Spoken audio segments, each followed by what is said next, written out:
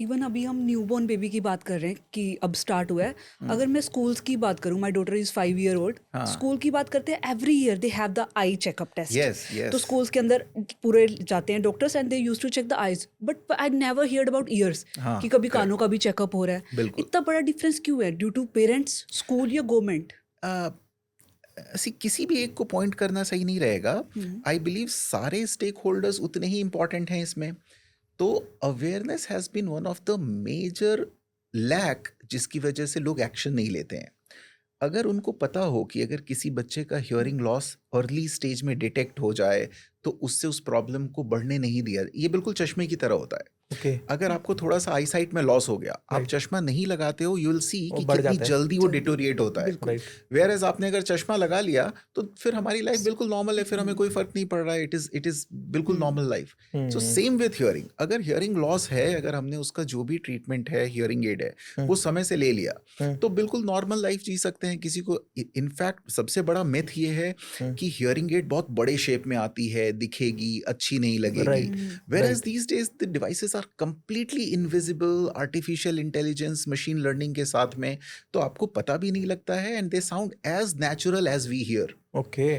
तो अब क्योंकि जिन लोगों को प्रॉब्लम है वो उनको ये अवेयरनेस नहीं है, दैट्स फर्स्ट थिंग। राइट। और दूसरा कि फर्स्ट स्टेज में यही अवेयरनेस नहीं है कि हमें एक फ्रीक्वेंट टेस्ट भी कराने की जरूरत है। सेम इज द रीजन कि जैसे स्कूल में आज भी आई टेस्ट होता है, डेंटल चेकअप होता है, बट हियरिंग टेस्ट नहीं होता है।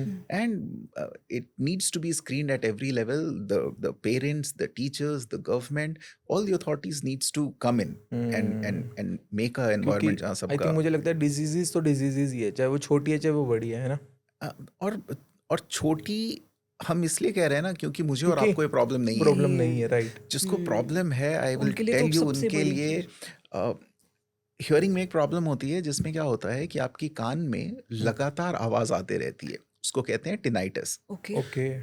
सो आप इमेजिन करो कि आप नॉर्मली बैठे हुए हैं, there is no sound here, लेकिन आपके कान में 24/7 एक नॉइज बज रहा है लगातार। You can not stop it. वो कितना अब मुश्किल होता आपकी होगा। लाइफ कैसी होगी? लोगों को सुसाइडल टेंडेंसीज हो जाती हैं, लोग चाहते हैं कि हम सुसाइड कर लें, इतना शोर लगातार कान में हम नहीं सुन सकते हैं। आप सोचो कि एक किसान का छोटा बच्चा है, newborn, not able to hear. हमारे पास में लोग आते हैं अपनी जमीन बेच के, तौलिए में पैसा लपेट के, जमीन के पैसे वो लेके आते हैं कि किसी भी तरीके से हमारे बच्चे को एक अच्छी हियरिंग एड लगा दो ताकि इसकी लाइफ नॉर्मल हो जाए। So imagine the level of problem for them. जिसकी लाइफ में ये प्रॉब्लम है उसके लिए बहुत बड़ी प्रॉब्लम है ये। इवन जो नॉर्मल एल्डरली लोगों को एज रिलेटेड लॉस होता है, अगर हम उसकी भी बात करते हैं, तो मेरे और आपके पास 10 काम हैं अपने टाइम को यूटिलाइज करने का। दोस्त हैं, बैठ जाएंगे, कहीं घूमने चले जाएंगे। एक 60 साल 70 साल का आदमी क्या कर सकता है? घर पे टीवी देखेगा या आपस में कोई आया है तो बात कर लेगा। राइट।